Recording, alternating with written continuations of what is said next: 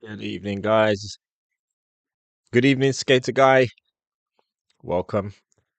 Welcome to the live session. Um, as always, if you can't hear me, please let me know. I think we are all set up right. Let me know if you can't hear me. VSB, evening, bro. Good evening to you too. Thanks for joining.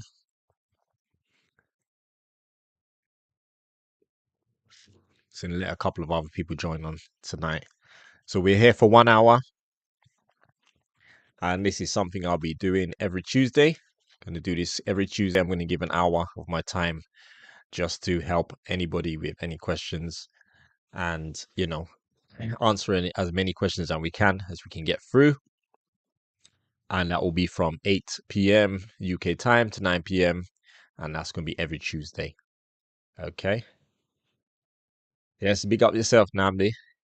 Big up yourself, Father.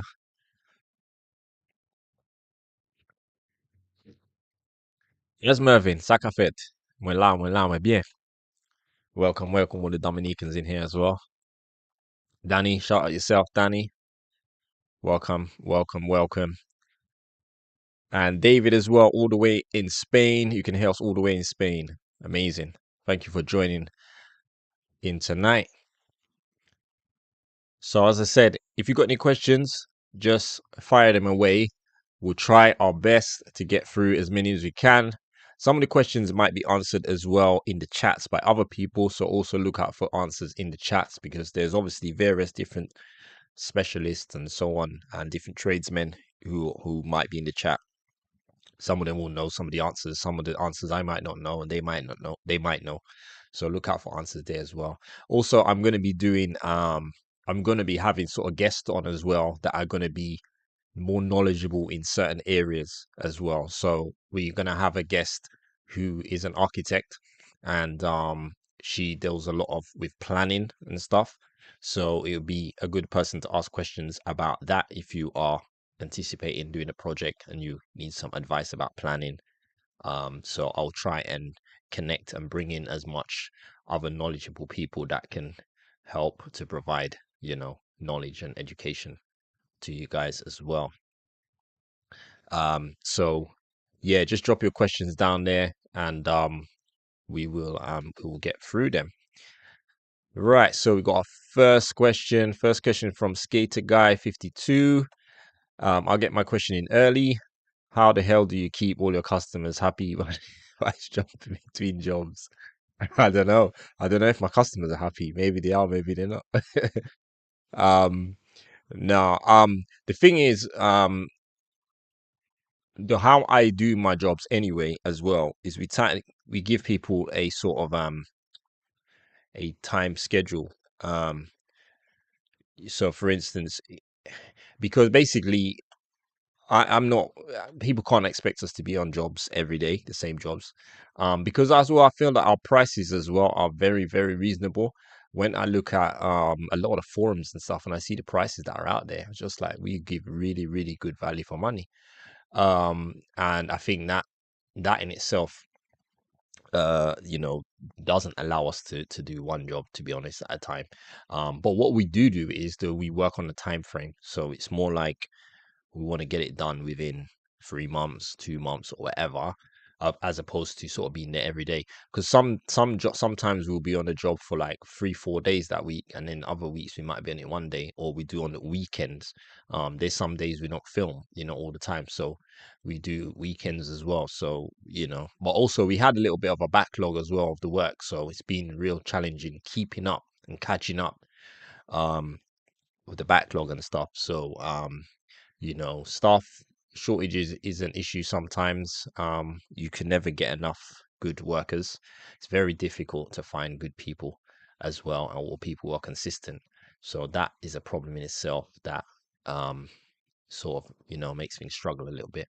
But we have come a long way in the last year. We've got Namdi, we've got MJ, so we are slowly building up the team. We should have someone else joining us soon as well. So as the team builds, it will become a lot easier for us to do what we're doing. So all right, so we're gonna keep moving on. Let's see. So we got another question of VSB. VSB asks, would you consider doing work in Cheshire, South Manchester? Accommodation provided, double-story rear extension, 3 to 4 meters. For the reasons that I just mentioned, would be interested in traveling, and to be honest, it's more sort of like content, the fun of it, really, because you can do the same things all day, every day. Um, but the only problem, if we travel too far, then working the way we're working at the moment, we would have to be fully committed to that job for this period of time. And we just wouldn't be able to do it. I wouldn't be able to be in Cheshire for like a week at a time or whatever like that, because I would have to stay up there for a period of time, and so would the guys, and they've all got families and babies and stuff like that. So, traveling far makes it difficult. If it's sort of like a weekend or one off here and there, maybe. But to commit to a big project like that, we wouldn't be able to do it for that period of time. So, unfortunately, we wouldn't travel that far for for something like that. Um, how you doing? Hi, Rob Robles Oakline. How are you doing? I hope things are well. I love your work and the videos. Thank you very much. Really appreciate that. So we got Giles as well. Giles, hi Giles, welcome. Giles' question is, I want to get a garage built at the back of the house. Is it possible to have a hollow brick wall with a wood roof? Is it possible? Um, is it possible? The thing with garages, more than likely you're gonna need planning permission. So there's a bit more restrictions on garages than, say, like a garden house. A lot of the garden houses that you see we build, there's pretty much not really any restrictions on the garden houses that we build within the parameters that we build them. So we have a lot of uh, options of how we build them. But with the garages, you typically, as I said, you're probably going to need plan permission and building regs as well in most cases. So, um, hollow block wall, I couldn't tell you enough to know if you would, because I haven't actually done any garages. So I don't know all the regs on garages.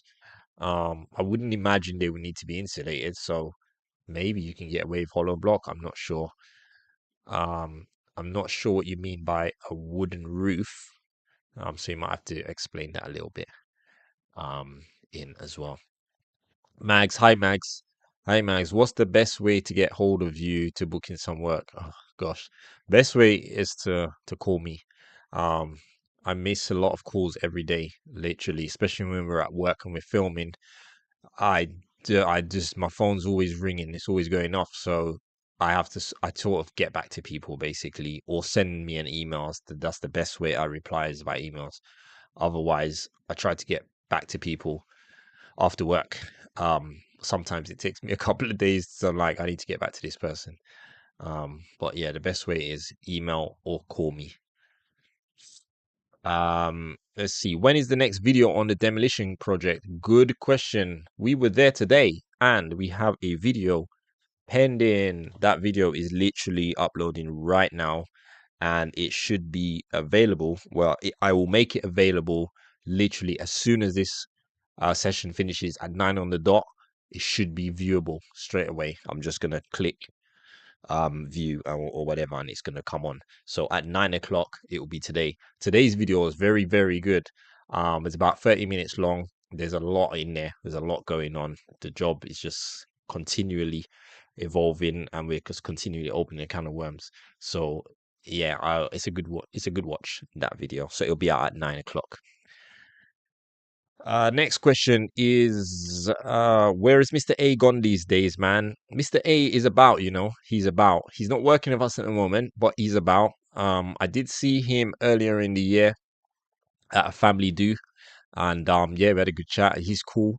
Yeah, he's been doing his thing. He's traveling, he's all sorts of stuff. So he's well, he's doing his own projects and stuff, as a lot of people always asking for him because some people don't watch the videos all the time and they come back and they say, oh, I haven't seen him. But yeah, basically, he's doing his own thing now. So, but he's well. He's well. Everything's good with him. So next question, David Cheswick. Stud wall. Do you prefer timber over metal? As the majority of stud wall over here is metal, as it's cheaper than wood. Someone asked that actually recently. I I can only tell you what I use wood. I have actually never used metal stud walls. I keep saying, oh, I should try it. I should try it. I don't know why. I'm just not inclined to do it. Um, I've never actually erected one before. I see it all the time in the shop, and I just go with what I'm used to. So I can't tell you what I prefer because I've never used the metal. I might just use the metal and find like, wow, why haven't I been doing this for so long? Which happens a lot of things when you try other ways of doing things and you get so used to doing something a certain way. Sometimes it really takes a lot to pull you into trying a new product or a new material. And then sometimes you're just like, I should have done this so long ago. But I probably will try it soon. But I have never used metal partitioning. So we got here again. Really trying to get through the questions because I know it's always difficult, and I end up going for 2 hours. And these Tuesday nights, I am going to be finishing at 9 o'clock. That's it. It's 1 hour. So I am gonna be trying to get through things really, really, really quickly. So next question, we got Kingston Home Maintenance. Hi Darren, just sitting in on the chat, see what crops up. Nice one, and thank you. What's my email address? Okay, so email address is, and I'm just gonna see if I can type it in now as well. My email address is pbuilders@hotmail.com. P for Papa, pbuilders@hotmail.com. So that's how you get me on the email. We've got Sean as well. Hi, loving the videos. Thank you. I just bought a property that needs a lot of work, but I want to do an extension. What should I start first? The renovation or extension? What would you advise? I would probably advise the extension first. Because one is it's tends to be, I mean, I don't know what level of renovation you're going to do, but extensions tend to be very messy, very dusty, very muddy sometimes, depending on what your access is as well. If you've got to go through the house with stuff, or if you've got to go around the side. And also a lot of times with extensions, you can have certain things that can cause defects, for instance cracking and stuff like that, due to breaking walls, due to moving walls, putting in steel, stuff like that, settlement cracks, foundation settlement cracks. So it's a, sometimes you spend all this money renovating everywhere, plastering everything, painting it, and then you go do an extension, and then you start getting cracks here and there. You might want to address those when you're doing the renovation. So I would say take on the bigger, heavier job like the extension first, get that out of the way, the messy, messy job, and then do the decorating, the renovation. So that's probably what I would do. So we got here, let's see. Hello, Summer Nights. Hello, Darren and viewers. Welcome, Summer Nights. DIY novice. Metal studs are used on all big construction sites now, not so much on the smaller jobs. Take a look at Eco Trust on YouTube or Build with Rob. All his loft conversions are metal frame. Yeah, I will definitely. I've heard about Eco Trust. I've seen some videos on that. So yeah, I guess it's probably quicker and it probably is cheaper. So definitely maybe something I should look into, and maybe I will show you guys on a video the first time I ever use a metal trussing. Hi Phil. Good evening, Darren. Love your work. You're a great workman. Thanks a lot, Phil. Thanks for tuning in. Kingston Home Maintenance. Sir Digby, you should have had building inspector in place from the off with a commencement letter. Not sure who that's for. Okay, I think I missed a comment. Sorry. Sir Digby says a builder we used walked off the job before finishing, and now I can't get builders inspectors. Inspectors. Okay, so yeah, I've lost the rest of that. But building inspectors, people have asked this. There was comment that I saw somewhere. I can't remember what in the video, and I made a couple of videos about building regs and building inspectors and stuff like that. One thing I would advise people when it comes to building inspectors, especially bearing in mind the job that we're doing now, that we are fixing all the issues, whether you as the client are handling building inspector yourself, which some clients want to do, or they just do it. I have a problem with either or, whether I deal with them or the client deals with them, as far as booking the inspections and stuff like that.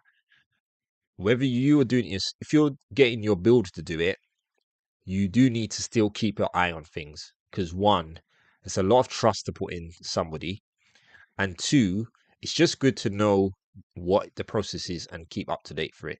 Now, if you're using a council or local council building control, a lot of councils, at least I know in London, you can you can log on to the portal once you've got the application number or whatever it is. You can log on to, let's say it's Lambeth, which is in South London, Lambeth Council. You can go on their website, type in the job number, whatever, and you can log in to the portal, and it will show you every inspection that has been done and the status of that inspection. And also you can book inspections via the portals. So you can always, keep your eyes on things, double check, make sure that, you know, the inspection has been booked. Make sure that when the inspector came out, that he did pass it and he didn't have any issues. And, because, as we've seen, unfortunately, not everyone tells the truth. So people tell you, oh, yeah, that passed, that's no problem. And then when you get to the end, you're trying to get a certificate, you find out all these issues, you know. So and if your builder walks off the job for any reason, whatever happens, and you need to, get a new builder in, or you need to pick up the job somewhere else, you sort of have access to all that stuff. So be very much involved in your building regs, whether it's the council, whether it's a private company. Know what the status of every inspection is, has been. You can always have a chat with the inspector, even though, the builder's there. You can just have a little chat and just say, you know, well, whatever, whatever. End of the day, you're the one that's paying for it. You're paying for the inspections. So you can ask the inspector, his opinion on how things are going and stuff. No builder should really have an issue with you doing that. I certainly wouldn't have an issue with that.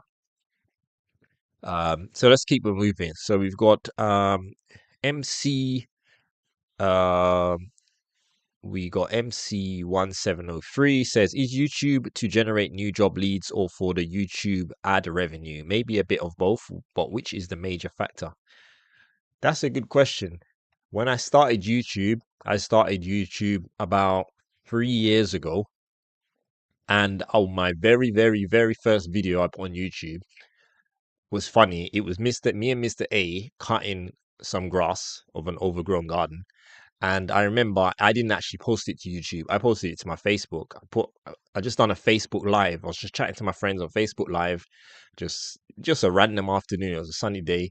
I put my camera on the side and I just put it on film and just filmed it on Facebook Live. And then I was like, I wanted to do the YouTube channel and sort of like just because I like making videos and stuff.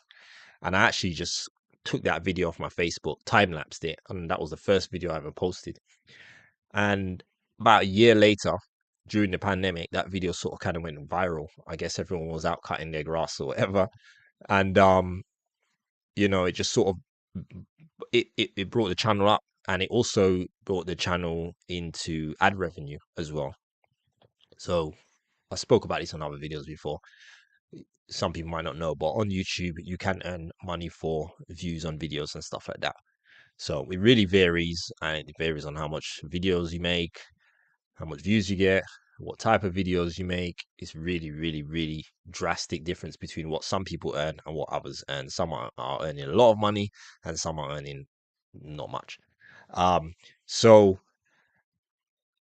one thing that I mean, I think I had a long-term plan for YouTube to earn as some sort of earning, but um I never planned for it to bring in leads. Because at the time I've always been busy, so I've always like I don't need any more work. I'm not doing this to get work.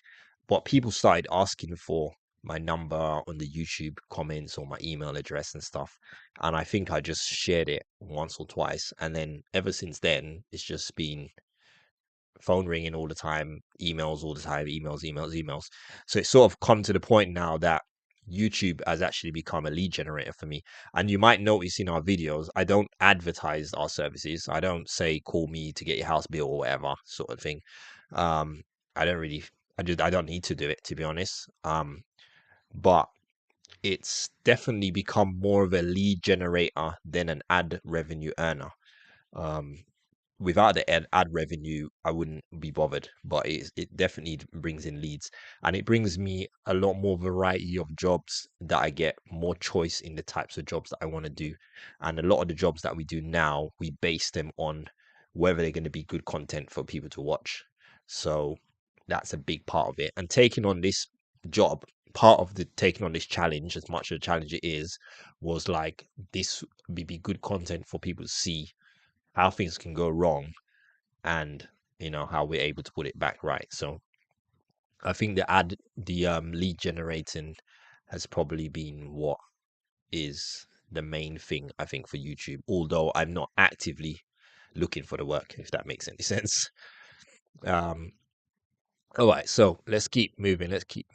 So we have got, do I need architect plans, or are you okay quoting without? Um, Quoting, or if you're quoting for, well, it depends on what you're quoted. It depends on what you want. Um, if it's like an extension or something like that, plans are probably not the most important. Actually, the structural drawings are probably the most important when it comes to quoting.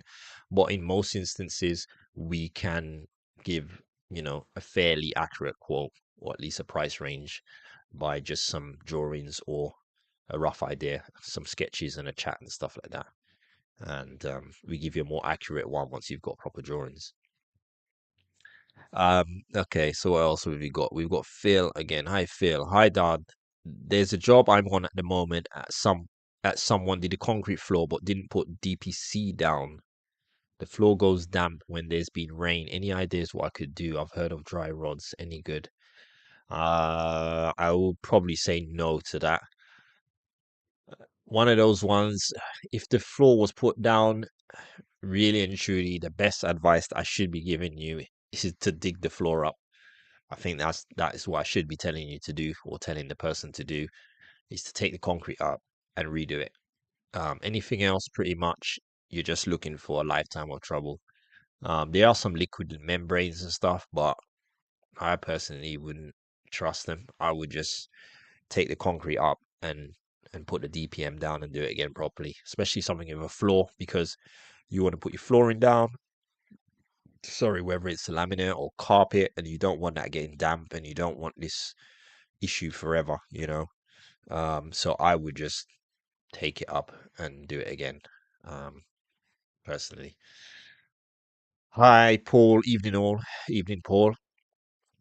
Let's see what else we have. Hi, Darren. Love watching your videos. I'm thinking of a garden house around 4 by 5 by 4. Is it substantially cheaper to build completely from wood, or as opposed to brick? Um, it is cheaper to build from wood. It's quicker. Um, but as I say, there's maintenance issues. If you build in brick, typically there's no maintenance. Like what we build, you really don't have to do any maintenance on them. Um, I just think it's the better option for me personally. But there is a difference. But timber is quite expensive now, and we don't really do timber builds much. So, I mean, we're doing an extension at the moment, but we don't really do timber garden houses and stuff. So it's hard for me to really give you an accurate difference in the price. The best thing to do is check someone who does build them, get a price for their timber frame house, and then you know compare it to another quote from someone who'll build a brick one, and you'll get a better idea. But I can't. But I mean, some to be honest, some of the timber houses are really expensive. People have given me prices that they've been quoted on them, so they're not cheap, to be honest. So I guess it depends on the timber that's used and the quality and stuff like that. But they're not just sort of cheap buildings, or most of them anyway. All right, we're gonna keep moving. Furyan, when are you heading back to Dominica working on your project? Oh, so many people ask me this. I had someone ask me this today, actually. Um, so the thing with my Dominica project is it's a little bit on hold. Really disappointed for me. I wanted to go this summer. My architect has just been a bit of a shambles. He's just been really, really slow. Part of it is just Caribbean life is like this. No one has any urgency on anything. And one of the reasons why we were building this house really, really simple is a very simple two-bedroom bungalow. And one of the most important things I said to my architect was I want this design. It's the simplest house you can build because I want to get it planning through very quickly and I want to build it very quickly. And it's been a year. It's a year now, and we are nowhere nearer to planning. Well, I say nowhere nearer. We had our planning go through the meeting stage, whatever, which took a long time even in itself. And it was sent back with some issues that needed addressing, some designs of the roof that they weren't happy with, and some stuff to do with, I think, the rebar or something like that, some columns. So I spoke to my architect like 2 weeks ago, and he said, "Oh, yeah, he's going to get on with it and try and get it out the next week." But that means a month for him. So I haven't chased it up, to be honest. I've just been busy, but it's just a bit slow. So we'll see what happens when I get the plan in. Um, and I'll have to then decide how long I can go for. I might make multiple trips. I may go for like 2 months. I may go for 6 months. I'm not sure. We'll just see how it's gonna work out. Hi, Edith. Hola, Darren from sunny Espana. Welcome and thank you for tuning in. What have we got here? Thanks for response. Sounds like there was a third reason, satisfaction in editing videos. I went past the SW19 job on the train on the way home today. Looking good. Okay, that's the black metal clad building that all the graffiti's been done on. So if you recognize the graffiti, then you will see it because the trains pass straight past it at the back. So good spot in that one there.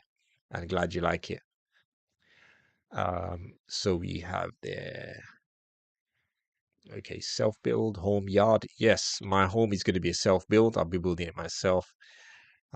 So yeah, once we do get that underway, you guys will definitely be liking the content on that.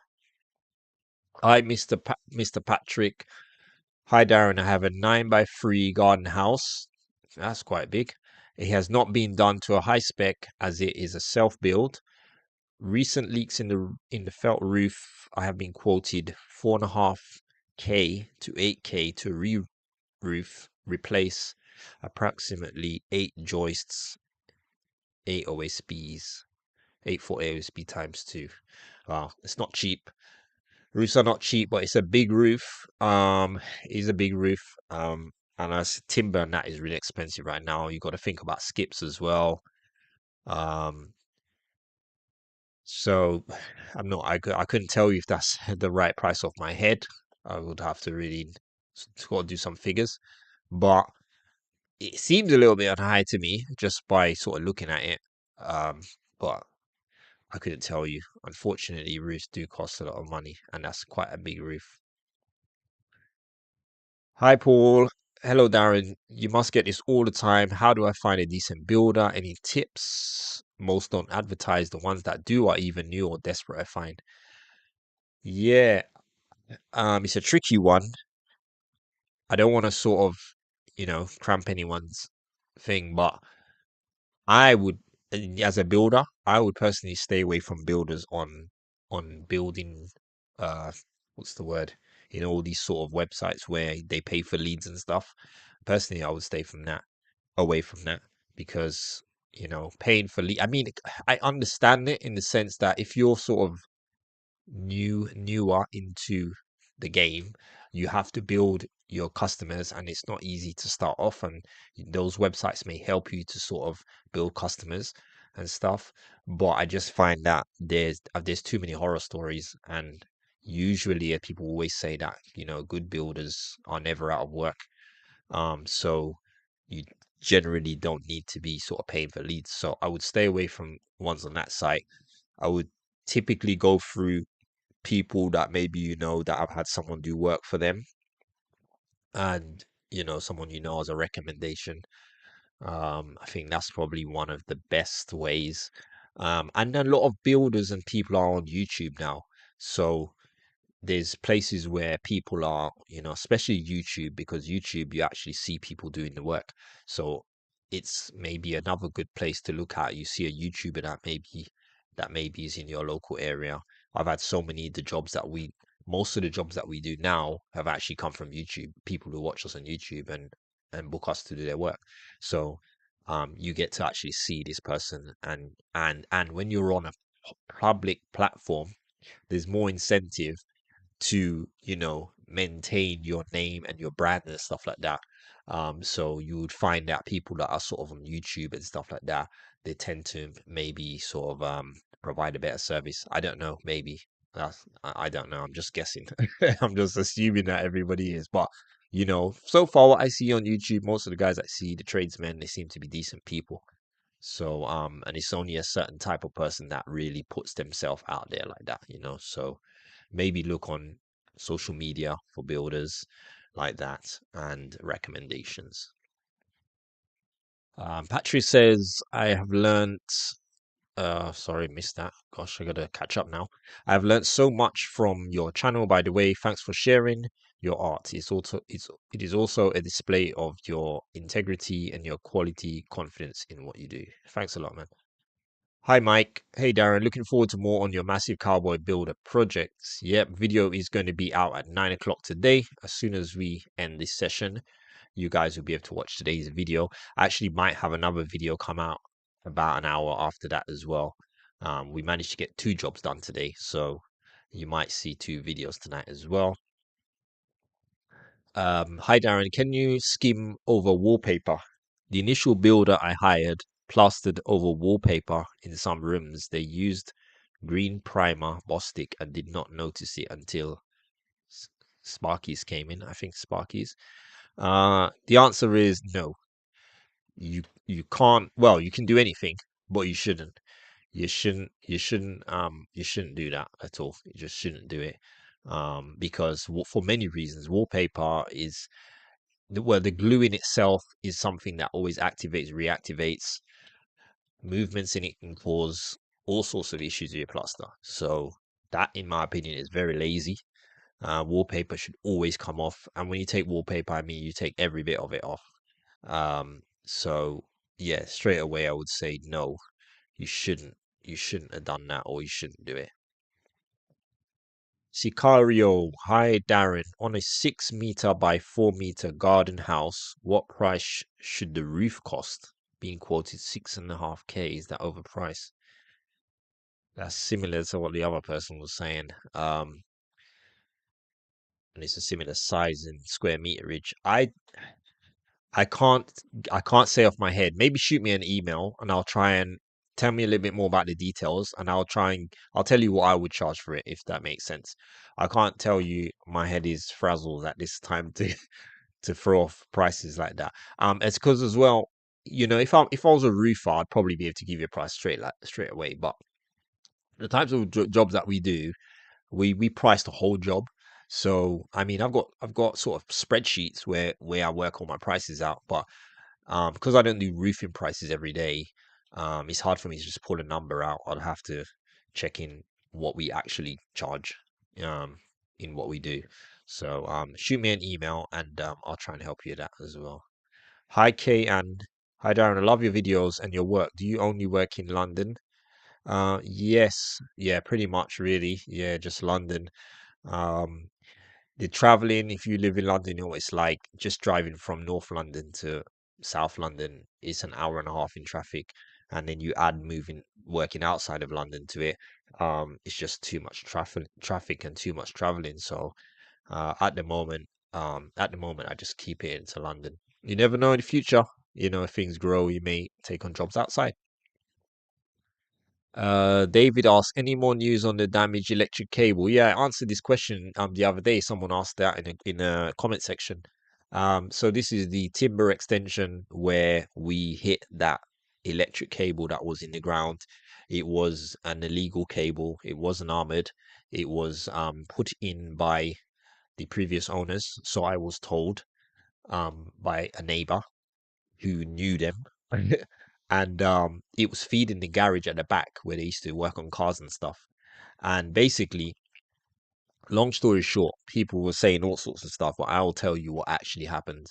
So the the current owner of the house, who has not owned the house that long, when they moved in, they had a smart meter put in.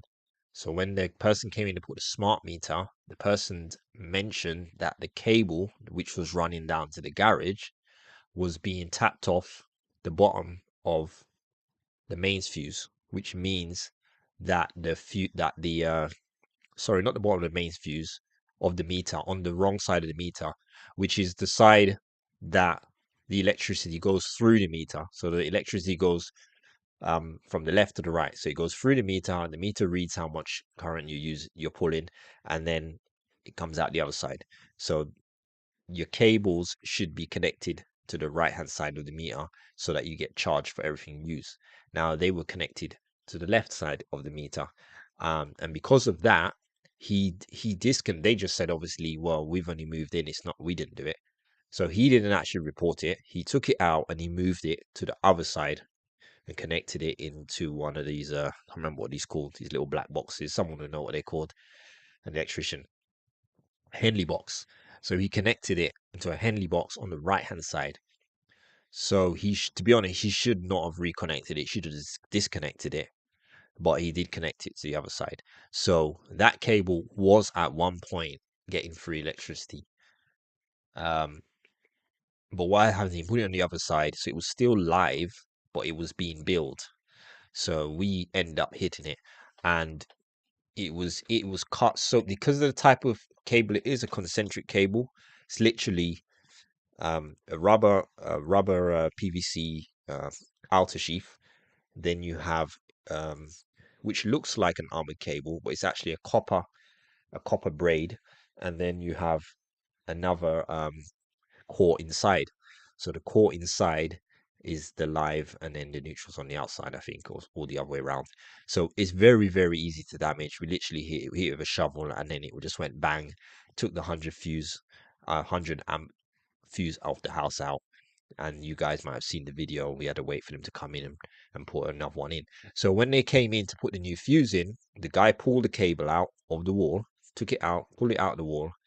He actually took some paving stones from the outside up, and he pulled the cable back all the way to where we damaged it, and he cut it and taped it off and disconnected it. And that's the last we heard of it. We never heard anything again from them about it. So as far as we know, that's the end of it. Yeah, so sorry, that's the long-winded version of what happened there. Okay, let's see. Let's get back to there. We got 20 minutes. Let's see. Let's see. Hi, Stuart. Stuart says hello. Next question: is it worth using PIR for underfloor insulation over minimal mineral wool and membrane on a suspended timber floor? If it's underfloor insulation over mineral wool. If it's on the ground floor of a house, I'm assuming it's the ground floor of the house. To be honest, I would just use the PIR. I wouldn't use anything else. Just use the PIR. If you're worried about how much you want to use, then just put some thicker one. You get away with a lot thinner PIR than you do with the mineral wool. So just go with PIR. If you can get 75 to 100 mil under there, then I would just use that and take the mineral wool out. Seabook says, "Hey Darren, how much should I be charged for a block cavity wall 6x2?" Again, I couldn't tell you that off my head.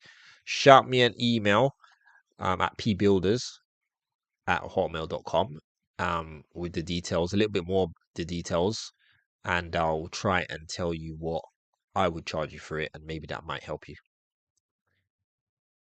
Hi, Matt. Matt says, "Hi, mate. Love the videos. Please keep it up. Maybe a hard question.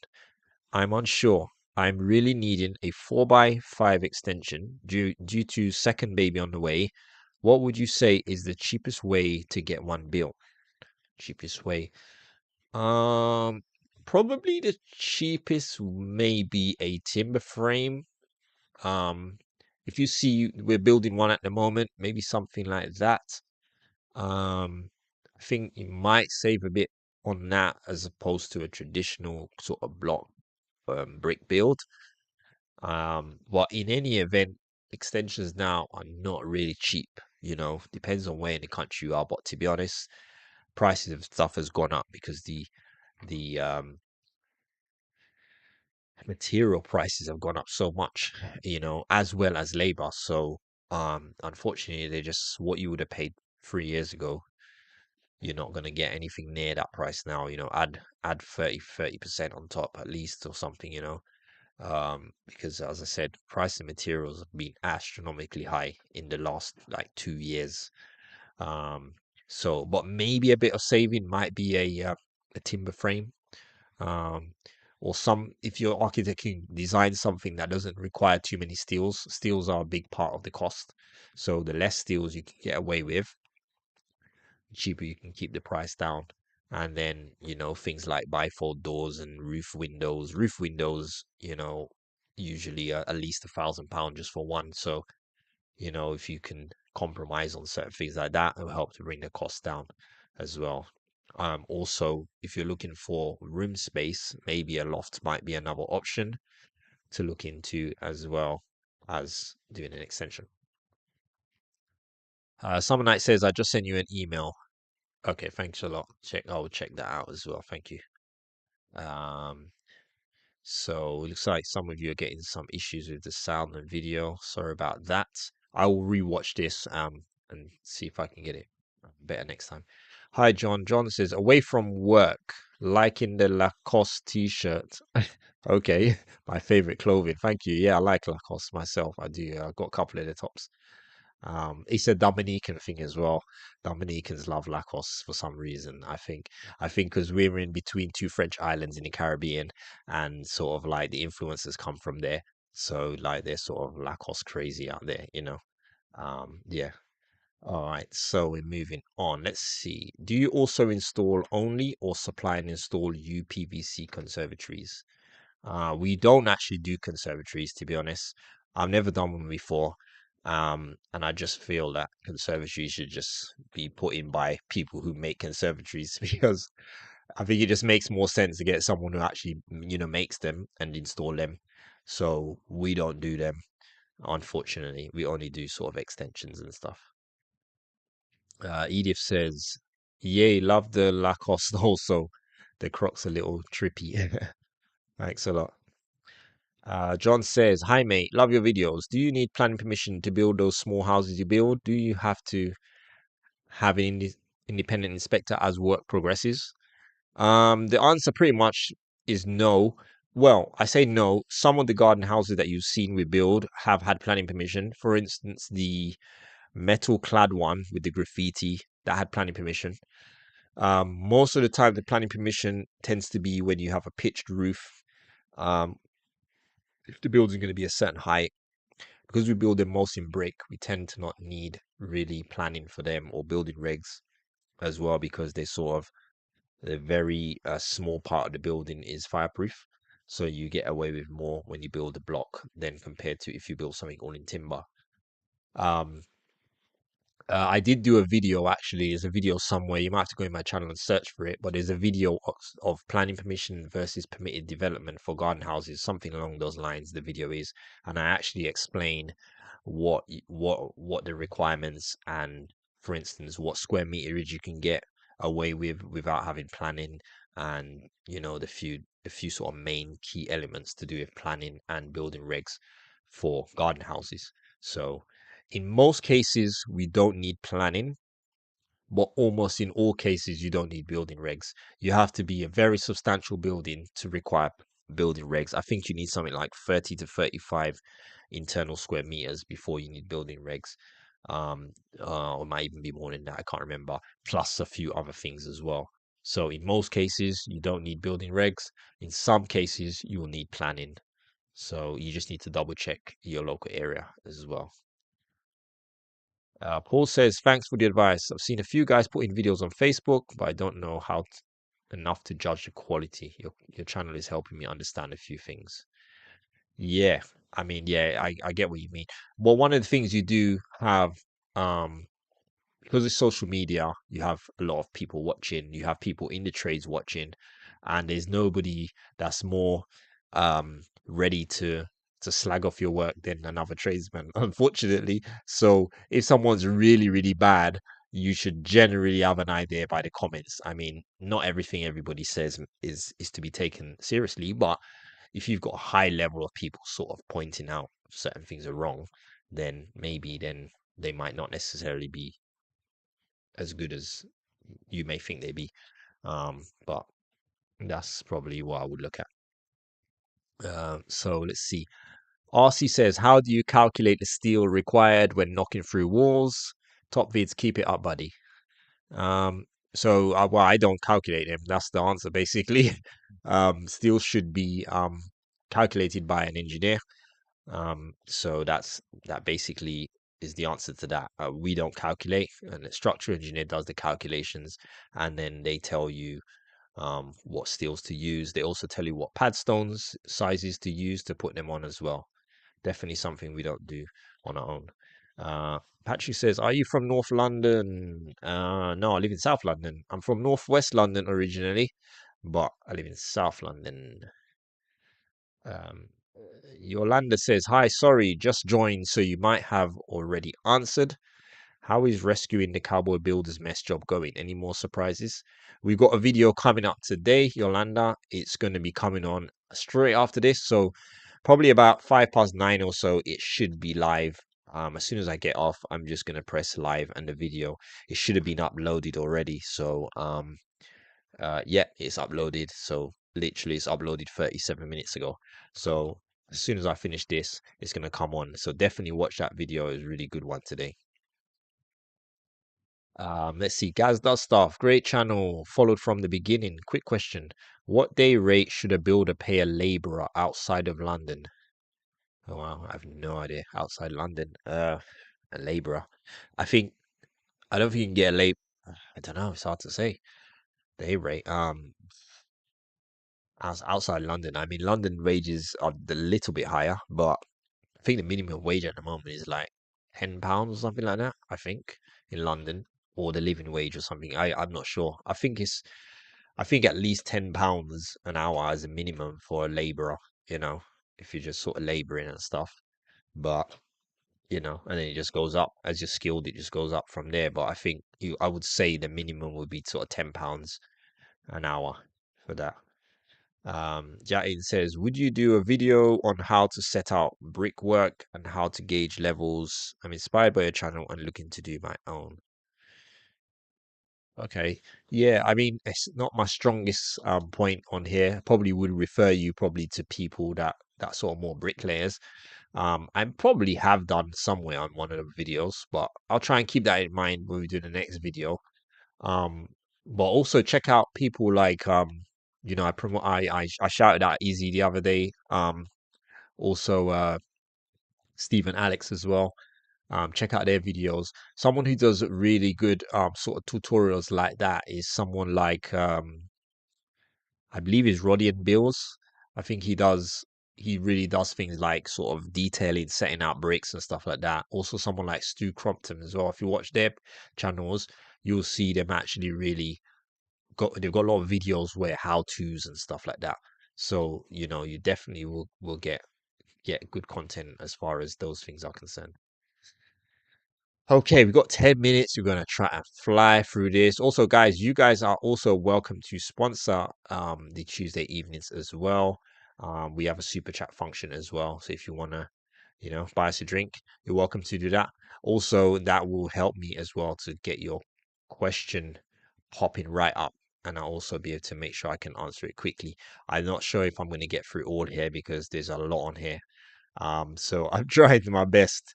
Okay, guys, because I do have to go at 9 o'clock. Okay, so let's see. Mr. J says, when taking the plaster off over wallpaper, should I go back to brick? If not, what tool can I use? If it's well, I mean the wallpaper. I'm sure the wallpaper is on some sort of plaster. Just try and if you're gonna trying to take the plaster off, you're gonna be hacking it off. Um, it's a bit of a mess to be honest. Yeah, ideally it would have been the wallpaper would have just been steamed off. If you're gonna hack the plaster off, depending on what type of wall, you may start taking a lot of the old plaster off. I don't know. Um, if you don't take off too much of the old plaster underneath the wallpaper, you may get away with just bonding and patching stuff and then skimming over that.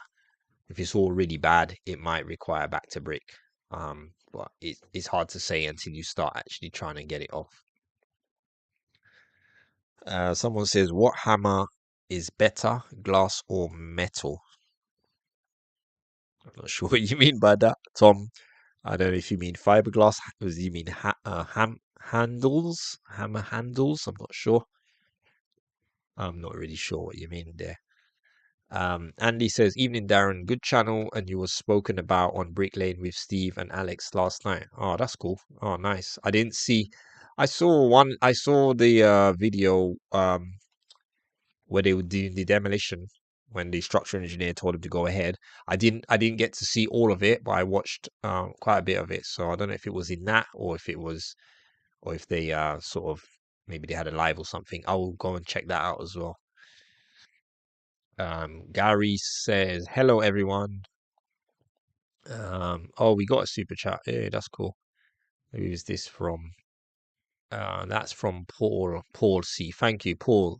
Cheers. I hope this keeps going. Most definitely. Yeah, I've committed. I've actually committed to do this every week, every Tuesday. You will have me for 1 hour, and I'm gonna try. As I said, it's always mad. Like I can't get through all of them, but some of them you just have to ask me the next time, or try and stick it in a comment section on a video, and I'll try my best to answer. But I'm really struggling to answer all the comments on the videos because there's so many, and I just thought maybe I should just do a live once a week and then try to answer as many as I can. So this is why I'm doing this. Okay, so we got Arthur now. Arthur says, Darren, I want to raise my rear patio flush with my bifolds, but I am conscious about going over damp-proof course. Should I install some decorative stone around the outside to hide a French drain? Um, so there's a couple ways you can do it. There's you can get when you say French drain, I'm not sure if you mean just the one that's sort of like the pipe in the ground, the holes in it and stuff. There's some people do that and put gravel for drainage and stuff. You can use the Acco drains, I think they're called. You can use something like that. That's probably what I would more lean towards doing. And that allows you, you know, you need to check a little bit more on it, but it typically allows you to sort of get your patio high up and prevent the bridging into your cavity. So, um, yeah, but you can sort of use sort of gravels with French drains. If I think I know what you're talking about, you can do that as well. Yeah. Okay. Let's see. Do you think material prices will ever come down? I don't think so. I don't think they'll come down. I think they'll slow down. They seem that they're slowing down now, but I don't see them coming down unless something really significant happens globally. But I think generally speaking, once things go up, it's very hard for them to come back down again. They're very easy to go up, but very hard to come down for some reason. So yeah, I doubt it. Richard asks, for a timber frame self-build extension, would you recommend getting full plans designed from architect, or is the structural engineer able to give you the requirements? Fine to get signed off from building control. There's a Richard, if you send me an email as well, I'll send you a link to um to a company that does sort of timber frames. They're the ones that's designed the one we're working on now, and they actually have all the structural drawings in there, the steels, everything is pretty much. I was quite impressed with it, this company, and I spoke to someone recently who's actually doing the same. They use the same company as well. I can't remember off the name of my head, but I can send you the link to the company, and you can check them out and maybe inquire. And I think they do everything in one package, and it seems quite comprehensive. The drawings are quite good, all the calculations, everything, and that's for the timber frame build. They do all different types of builds, but this they do the timber frame builds, and so far I've been impressed with what they've come up with, and I think they're sort of internet based, sort of, I don't know, They're not. So you can hide it from anywhere basically. So yeah, let's see. What are the alarm bells for bad builders? Alarm bells for bad builders. There. I don't know. Um, if they've got no work to show you. Um, Probably as well. Be wary of people are hard sell. Desperate to do the job. I can start tomorrow. I'll drop my tools off tonight. That sort of thing. Um, you know, People was pressuring you. Definitely. Builders just sort of like, yeah, here's the price. If you want it, take it. If you don't, that's fine. Sort of thing. But if you're they're sort of on your case, and chasing you up and ringing you up every 5 minutes, then yeah, I would just stay away from that. I wouldn't have anybody doing that to me. Um, Also, but yeah, some people are real good salesmen. There's a lot of people who are not builders, they're really good salesmen. So just be careful of, too many promises, too many, I'll take care of you, I'll take care of this, I'll do that, I'll do that. Just be careful of that stuff because some people are saying things just to sort of, you know, get your money out of you. So just don't be pressured, I would say. That's one thing that comes to my head. Um, right, let's see if I can get through some questions. Thanks for the advice, Darren. One more question. What's the first port of call to get things rolling? I'm unsure of who to start with. Start with your architect. Go to an architect first. They're the person who helps you with your concept to visualize what you actually want. Typically, they should be able to help you to design something or tell you whether or not you can achieve something within a budget that you have. Although I've had experiences where architects have been way off with the budget that they've told the customer. So you can go to them and say, look, this is what I'm trying to achieve, and they can give you a rough idea how much it's going to cost, or you can give them your budget and they may be able to design something that sort of can be achieved within that price range. I don't know. Um, so we've got a super chat from DD. Thank you very much, DD. Really appreciate that. Really, really appreciate that. And also we've got one from Furyan as well. Amazing. Thank you, Furyan. Thank you very much. The guys will be having lunch on me tomorrow. So they will also appreciate that as well. Thank you, guys. Let's see, where am I now? Wow, I could get two more questions in. Let's see. What's the biggest shed square footage you can build under permitted development? I have no boundary issues and have a large garden. RC. I think it's about 30 square meters off my head, but there is a video. I'll try and copy that video because a lot of people have asked this. I'll probably try and copy this video into the comment section of this video, the link to the video, and the video is I actually give you all the information on that garden houses, what your requirements are for permitted development, and for building control and everything. I done a video. I give all that information. I think I was in Dominica at the time, and I just put all the information together and I made a video. So let me try and see if I can find that, and I will post it in the comments probably later on. So come back to this video and you probably find it there. Okay, so this is the last one, guys. Hey, Darren, I need a couple of walls opening up to create an open plan layout. In Maidenhead, this project will be featured on Channel 4. Would you work in my area? Um, where is it? Did you say Maidenhead? Maidenhead. It depends. It depends if it was something that made sense for us to do. I don't know. Send me an email and let me know a little bit more about the project and then we can see. Yeah, so my email, guys, I'll give you that again, guys. That's pbuilders@hotmail.com. pbuilders@hotmail.com. All right, guys, there's so many more questions, and I've got to run. I want to get this video up at 9 o'clock, and it's now 1 minute past 9. Guys, thanks for watching. Thank you for tuning in. I'm sorry I couldn't get to all the questions, but I will definitely get on to you guys again next week. So make sure you tune in again next week from 8 p.m. to 9 p.m. It will be every Tuesday. I'll be on here. I'll try to answer as many questions as I can for you guys. So, guys, as I said, thank you very much. Thanks for all the super chats as well. Really appreciate that. We'll see you guys tomorrow. Take care.